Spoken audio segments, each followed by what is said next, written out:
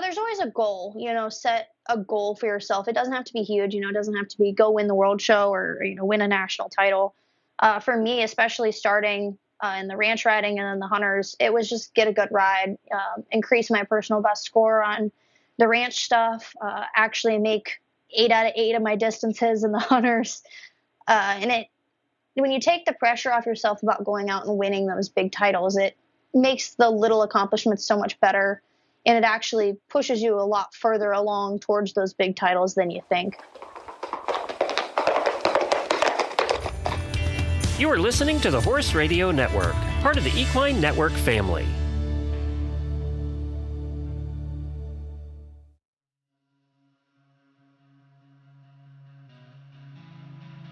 Welcome to The Ride, a podcast brought to you by Horse and Rider magazine, hosted by Nicole Cherico and Emily Carey. This episode is brought to you by My New Horse. For first-time horse owners and new riders just starting out, finding the information and support you need can be challenging.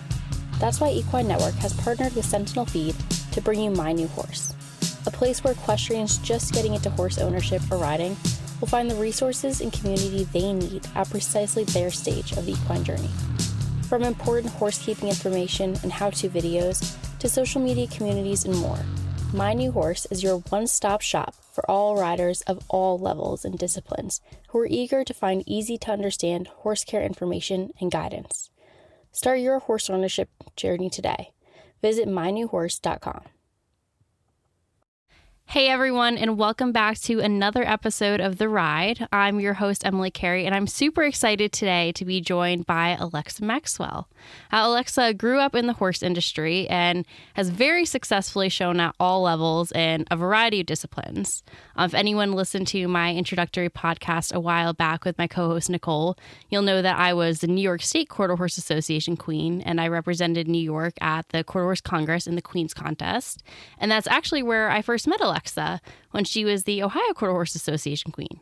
So Ellexxah, it is so great to get to reconnect with you and chat about what you've been up to. Yeah, I'm super excited that you invited me to be here.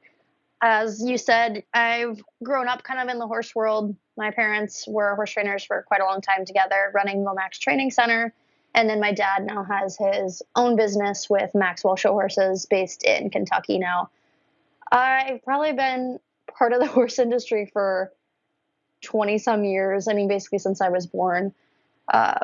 As you said, I competed as the Ohio Quarter Horse Queen for the Queen's Contest one year. I've been on the 2016 Team USA World Cup team. So I've definitely had a lot of opportunities given to me because of the horse industry, and I definitely wouldn't change it for the world. It actually introduced me to my fiance, made a lot of friends that way. And it's kind of insane when you look back and think about all of the different ways that your life kind of changes because you do one single event, which seems insane, but. Yeah, no, for sure. So tell us a little bit about what it was like growing up, with trainers as parents and showing all over the place. The showing all over the place was amazing. We got to see so many different places and towns, and when you look back at it, you have so many stories and adventures that kind of helped, I think, shape my childhood and into who I am now as an adult. For the horse trainers as parents part, it kind of sucked. There was a lot of times that people expected that I was getting more help, extra training and all this fun stuff. Unfortunately, that was not the case. As a trainer's kid, you are the unpaid help, the last person on the totem pole. And ultimately, I think it actually helped me become a more independent person, not only in life, but in my capabilities of showing as well. There's not a lot of times that I ask for help from trainers unless I'm completely blank walling. But most of the time I do all the work on my own horses now. It's just how I grew up that way. And if I do have any problems, of course, I've got great parents to ask those questions now. But for the most part, it's kind of turned me into a advanced DIY amateur. I love that. I mean, same. It's fun when everyone looks at you and expects you to have all the answers just because your parents have all the answers. And you're like, no, I'm just out here trucking along. Right. Yeah. I mean, growing up with horse trainers as parents, and even the both of us doing the Queen's contest, we know the rule book in and out. And my dad's a AQHA and SBA judge, so I know the judging in and outs of that stuff. And it does give you a little bit of an advantage when you're showing to know what they're looking for. But to the riding side of it, I honestly feel like actually probably paying in a training program with a trainer, you would get more specialized, personalized help than you do being a trainer's kid. Yeah, and I mean, you grew up doing the all-around, the pleasures, the horsemanships, but you're now also like extremely competitive in like the ranch riding classes. How did you get started and make the transition into those? Well, when the ranch riding started, actually, one of really close friends of mine had a reiner that they had turned ranch rider. She won the Congress with, and she was going to school. And myself, I always prided myself on trying new things. And I told her, I said, I really want to try the ranch riding. So that's when, right around the novice championships had started up. And I said, do you care if I borrow your horse for the novice championships? I really want to try the ranch riding. And it ended up that we actually worked out a deal that she was going to school, and I ended up leasing him and showed him for the year. And actually last February, I'd shown him for like the last 6 years because she'd gotten married and, had a little boy that's absolutely adorable. But they actually gave him to me for Valentine's Day last year. So, but it was kind of a nice little switch over. It was a little less stress, a little more enjoying the horse. And then when I started dating my fiance, I started kind of getting into the hunter stuff. So now I do that competitively as well. So I actually show more hunters and ranch riding than I do the all around at the moment. I show my ranch horse in the all around, which is really fun to do because people always, see somebody come in on a ranch horse and maybe don't watch out for you as much as they probably should. But it's kind of a cool thing to be able to jump back and forth between disciplines. Definitely more hard now that I completely ride English only while I'm not back at my dad's house. So when I get back to riding Western, I always feel like my stirrups are 40 feet too long and my body's in the wrong position. But yeah, no, for sure. I mean, I rode English a lot in college, and then transitioning back into the Western, I was like, oh, it is a leap. It is very different. And, in such a different discipline, like, can you walk us through how you were able to successfully make that transition? Because even just, riding the horsemanship to the ranch riding, it's so different. Like, how did your background in the all around kind of help you with that transition? As an all around rider, you're used to switching. We show the horsemanship, we show the equitation. We're used to switching those kind of disciplines up. Now, the riding's similar in that sense. But I also had to start in IEA, which is the Interscholastic Equestrian Association, similar to like the NCAA and the IHSA, but just for middle school and high school students. And honestly, I think that was one of the biggest helps of my career. You go in and unlike NCAA, there's not a 5-minute warm-up period. So you draw a horse, they put you on and throw you in the show pen. So I think for that, definitely helped me be able to switch into different disciplines. I started showing the reining there, which made the ranch riding much easier. But it's definitely, you have to separate each event, which is harder to do than it sounds. It's, you have to go in knowing what they expect of you, what the rule book is, which I think for us as Queen contestants was actually probably the best thing ever, because we read those really detailed descriptions of what they were looking for per classes. And honestly, I think that's been the most help, is just knowing what the definition of the class is. Now, the ranch riding is a little harder. It's not as defined as the horsemanship, the eck, the trail.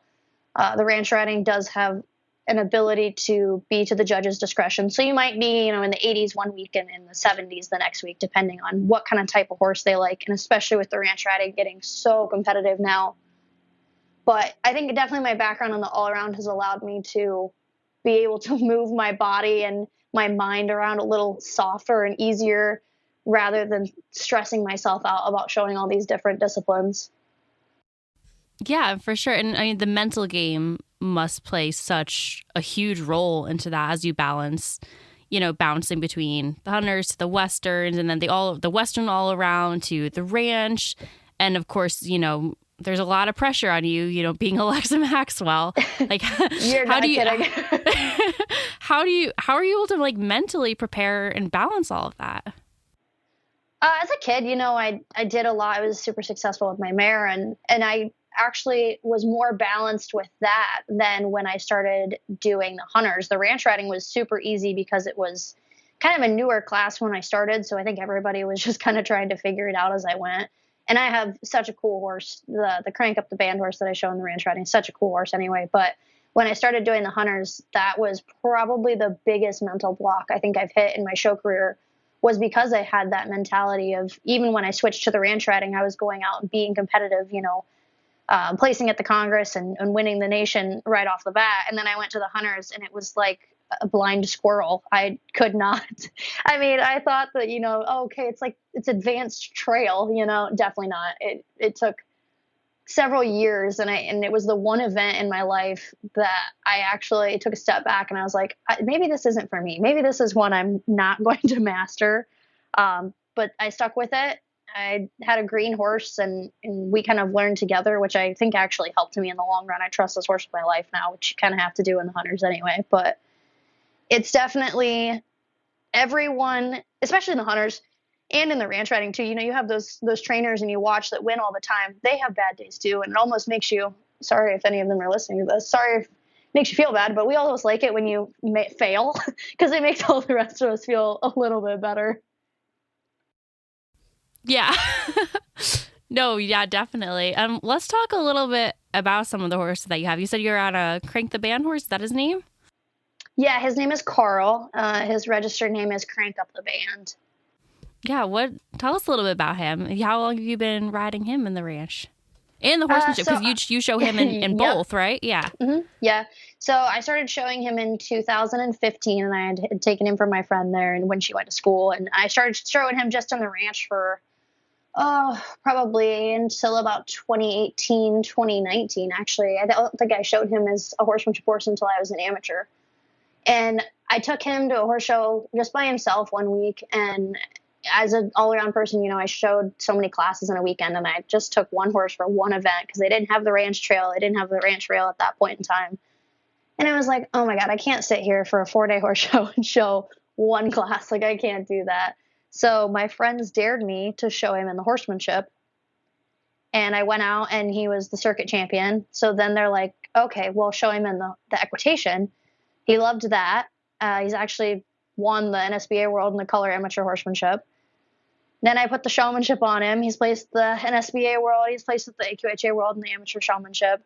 And then I lost my sorrel horse, which was best cowboy around, that I showed as an amateur all-around horse. And I really put that money into buying my hunter, and I didn't end up getting another all-around horse, and decided to turn around and start showing Carl in all the all-around events. And he kind of became, we call him Carl the Wonder Pony because he does literally everything. He actually ended up reserve all-around amateur at the World Show 2 years ago in 23. So he's definitely a cool horse. At 20 years old, he still has not learned to be good all the time, but they have their moments. That's really special that you get to share so many different memories and, milestones with Carl. That's really cool. How are you, so showing the same horse, a variety of different classes, you have to prepare for every class a little bit different. You can't walk into one class. You can't walk into a normal trail class with the same mentality that you would go into a ranch trail class with. How do you prepare to do all of the above, to do every single discipline at one show? Like, what's the difference in your strategies going into each class? It depends on the horse for sure. He is super, super touchy being an ex-reiner. He was a derby horse at one point in time.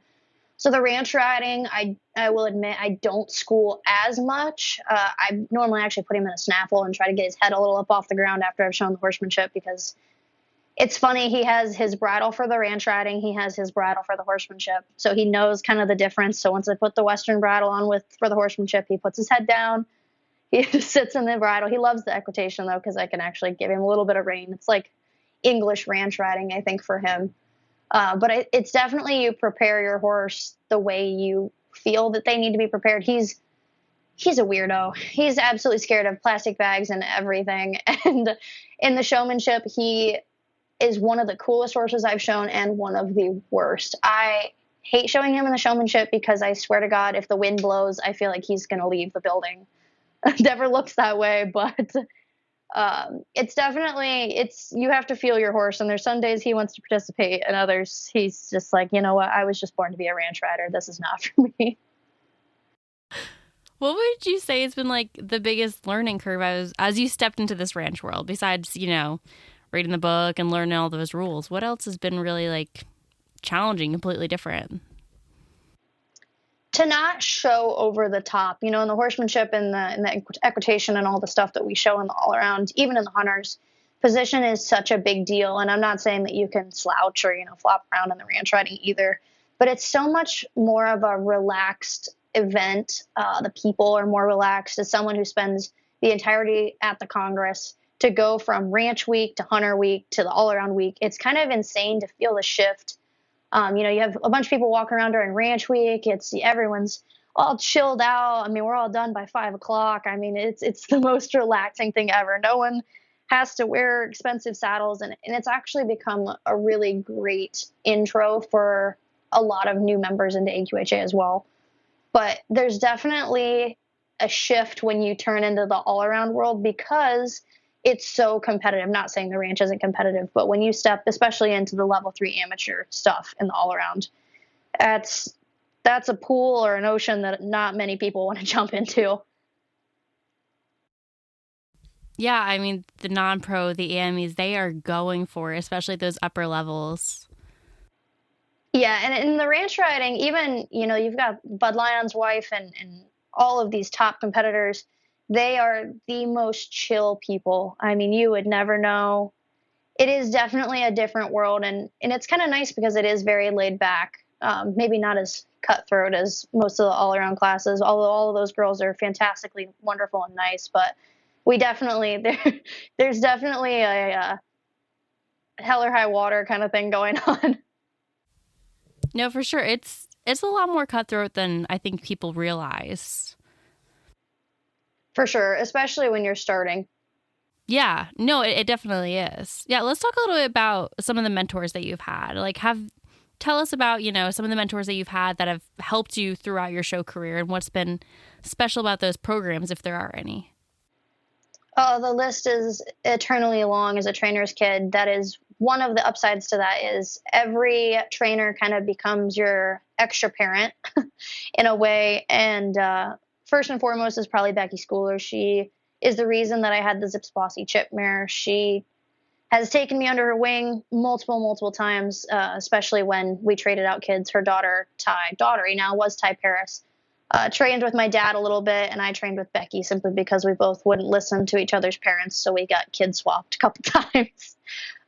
But she's definitely she's definitely hard on you, but she wants to see you do well, and she's one of the very many reasons that I've been so successful. She actually coached me to win the amateur equitation at the Congress in 2023.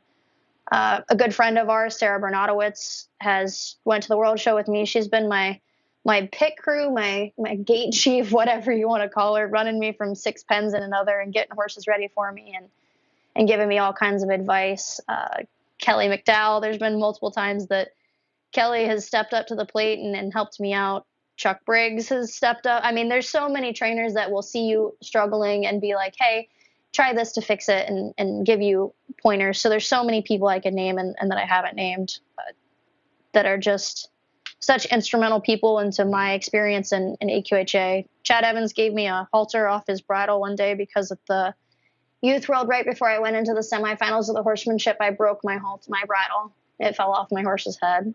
So it's kind of a family deal, and it's super cool to be involved with that. But there's definitely so many avenues that I've taken and people that have helped me that it's too many to name. It would be an hour and 30-minute long podcast just to me naming how many people has helped me. I think that's one of the most, the thing I like the most about the horse world is that I think people think it's so elite up at the top, but everyone I've met just wants to help each other succeed. Everyone's always assisting as they can, whether it's, giving them a bridle or, my sister had a spur issue at the back gate at Congress and someone ran off and gave her a pair of spurs that she could use right before walking to class. Everybody wants to see each other succeed. And I think there's like this stigma that everyone's so cutthroat and will do anything to win. But from my experience is like everyone's there to help each other. It's such a big family. It really is. I mean, even when we did the Queen's contest, I borrowed a horse from Melissa Jones, and I had told her, I'll get the horse ready, whatever, you just lay the stuff out for me. She met me there when we had our 2 a.m. ride time with the horse and everything, schooled me that morning. And, they're not required to do that. They definitely don't get paid enough to do half the stuff that they do for anybody, but it's a family thing. And I think a lot of people forget that. Yeah, no, I think so too. So what, as a rider, what inspires you to just keep going and keep seeking the next big thing? There's always a goal, set a goal for yourself. It doesn't have to be huge, it doesn't have to be go win the world show or, win a national title. For me, especially starting in the ranch riding and then the hunters, it was just get a good ride, increase my personal best score on the ranch stuff, actually make 8 out of 8 of my distances in the hunters. When you take the pressure off yourself about going out and winning those big titles, it makes the little accomplishments so much better. And it actually pushes you a lot further along towards those big titles than you think. For me, I've been very fortunate to have a lot of success, and I still have not yet to hold a gold globe, much to my dismay, from the world show. So that's definitely my goal in mind. But now that I'm more of a relaxed amateur and not a travel youth kid anymore, I've really just put into inspiring myself by just enjoying the horse show, getting able to go, growing up as a kid that went every weekend, and now, life and adulthood and marriage and all this fun stuff kind of slows that down a bit for you. You kind of look back and realize how lucky you were to go every single weekend. So at this point, it's just, I enjoy going to the horse show and seeing my friends, my family that I don't get to see too much anymore, and actually just kind of enjoying the sport maybe a little more than I did as a youth kid. Yeah, no, I feel that it's nice to just be able to ride nowadays. Yeah. And it really has helped me at the world shows. I would prep so hard when I was a youth kid to go to the world shows, and it almost was more pressure than anything. And now you almost go in with the mentality of you're just happy that you got to go. And so it's a little easier to just be like, yeah, I just want to go out and have a good go. And if I get a medal, if I get a ribbon, it is what it is. But yeah, and I think a lot of us non-pros and amateurs are, share that mentality of it's just nice to be here, and everything else is a bonus. You're right. Yeah, and you've had a ton of success in the all-around. You hold the title, I believe, for the most youth AQHA points. Can you talk a little bit about what it means to be able to now add all these new ranch accolades to your resume? Yeah, it's kind of insane. And one of the best things about my career as a youth kid was I prided myself on not being boastful about any of my accomplishments. It took a lot of time to get there, and there's a lot of kids that work just as hard as me to get the same thing. But when we broke the youth points record and then went on to be, Zips Bossy Chip is actually the all-time highest point earning horse in AQHA history. We're hopefully getting her in the Hall of Fame here soon. And then, adding in winning the nation and the ranch riding, to turning my ranch horse into the reserve all-around amateur at the World Show, to winning the Congress and the Hunters, to the Hunter Hack. And it's kind of insane to think about all these different horses that we've been able to move up the ranks. But honestly, I couldn't thank the people that were around me enough for all of it, because it definitely took a village to get to all those points. And just because you win all this stuff and you have all these wonderful things on a piece of paper doesn't mean you can't get beat the next weekend, which was always one of my favorite things to say after the youth world. You'd go and you'd be a reserve world champion or a world champion, and everyone would think, oh, you're unbeatable. And then you'd go to NSBA and someone would fall on their face or get bucked off. And the unfortunate truth of doing a sport with a live animal isn't as fun as, playing basketball or football when you can actually control where it goes. So I think it's important to remember that just because you see people that are super successful like myself, Kalina Weekly, all of these huge non-pros, AMIs, open exhibitors. When we are so excited by our first win, our 10th win, whatever, it's because it's, the 30th win or whatever, we have put 60 more hours into that horse or 60 more hours into that event and that time. So we're more excited about all of that extra hard work paying off, whether it's the first win or the last. Yeah. And so what's next? What does the future look like for you? Definitely going to be showing more. After this year's wedding and everything getting through, I'll definitely step out and show some more, start showing my yellow horse some more again. Hopefully I'll get a new all-around horse sometime soon. But I've mostly stuck to the hunters and the ranch stuff simply because of where I am in New York. It's definitely more of a hunter outlook. My fiance's family does the hunters anyway, so it's definitely easier around here to get that kind of stuff done, especially my fiance's dad is a hunter trainer, so he helps me for the most part. So not only did I have the parents as trainers, now I have the in-laws as trainers too, so kind of works in my favor. But I'm excited to get back on the road. Maybe not as much as I used to, but I'm definitely looking forward to next year with less wedding planning and more time spent at the horse show. Yeah, definitely. Pausing here. Feel free to answer this next question. It's not a prepared question. I'm going to cut this talking part out, obviously. Do you have plans to go pro, or are you happy being an AMI? Absolutely not. Okay, then we're not even going to ask the question. Perfect. You can ask and I can give you an answer. No, it's all good. It was just a random question I thought of. I have been asked so many times if I was going to, and originally that was the plan. But I will be completely honest with you. I could handle the horses, no problem. It would be fine. I could handle however many horses you want to send, but I can't handle the people half the time. That's fair. Same. Growing up with my parents training horses, I got to see the ins and outs, and God love them kids that tried so hard, but this just couldn't grasp it. And I'm like, yeah, I don't have the patience for that. Yeah, no, patience totally was fair. not my middle name. Totally fair. I get it. Same. But all right, we'll wrap it up then. Cool. Ellexxah, thank you so much for joining us. It was awesome getting to chat with you about everything. Yeah, it was wonderful. It was good to talk to you again. I don't think I've actually seen you since the Queen's Contest. I know, maybe a couple times here or there at Congress, but yeah, it's been a while. Awesome. Thank you so much. Thank you.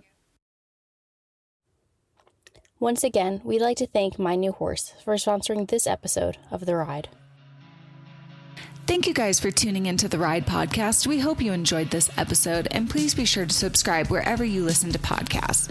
Follow Horse and Rider Magazine on social media and find us at horseandrider.com to see all the cool things that we're up to. And if you have any comments or questions, please be sure to hit us up at horseandrider@equinenetwork.com. We want to hear from you guys. And if you like what you're listening to, please be sure to leave us a review on iTunes.